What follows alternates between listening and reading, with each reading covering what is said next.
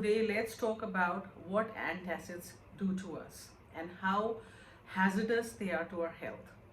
So, we have an acidity or an acid reflux, and in we pop in an antacid like a candy, not understanding that they are causing collateral damage to us and that they can have immense detrimental effects on our body. Let's understand how an antacid works. So, okay, you have an antacid, and what it is doing is that it neutralizes the acids in your stomach. Now, our stomach is meant to be acidic. It has to have those acids. It has to have hydrochloric acid. It has to have other acids to be able to digest carbohydrates, proteins, and fats. When you take the antacid, you have neutralized the acid in your stomach.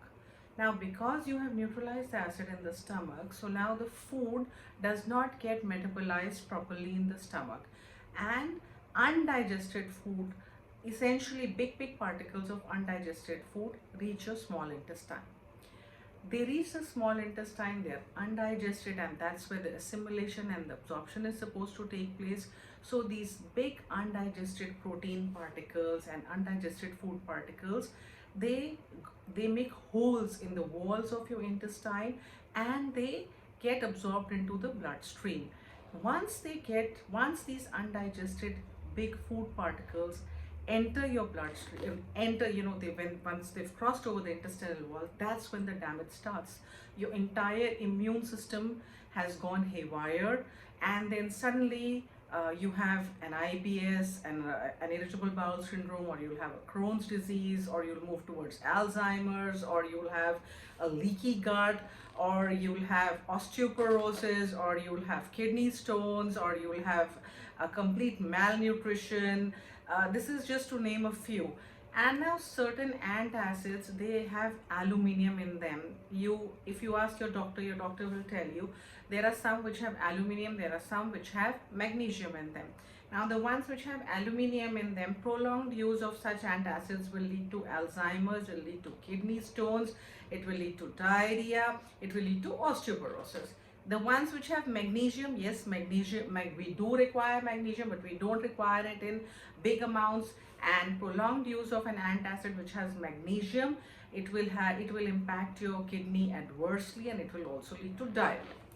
So now on one end you're having antacids, on the other end you have all these list of diseases which I told you, which are going to set in, and also you can also have diarrhea, you can have constipation. So along with certain drugs and along with an antacid, now you will put on another drug to take care of your constipation or to take care of your diarrhea. Now another thing which these antacids do is that they inhibit iron absorption.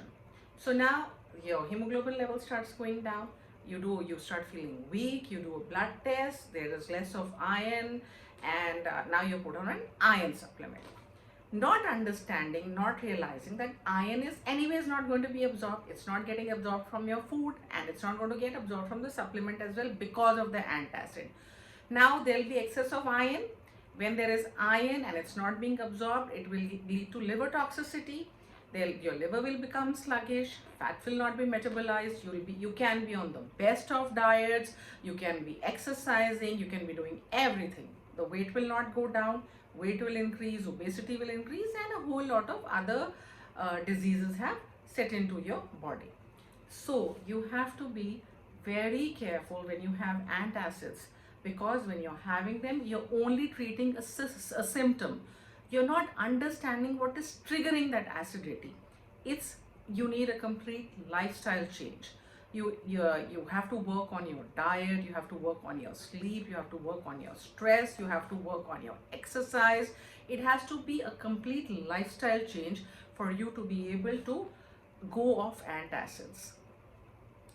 I hope you understand what kind of detrimental effects these drugs have on our body, and try to avoid their usage as far as possible. God bless, thank you, and have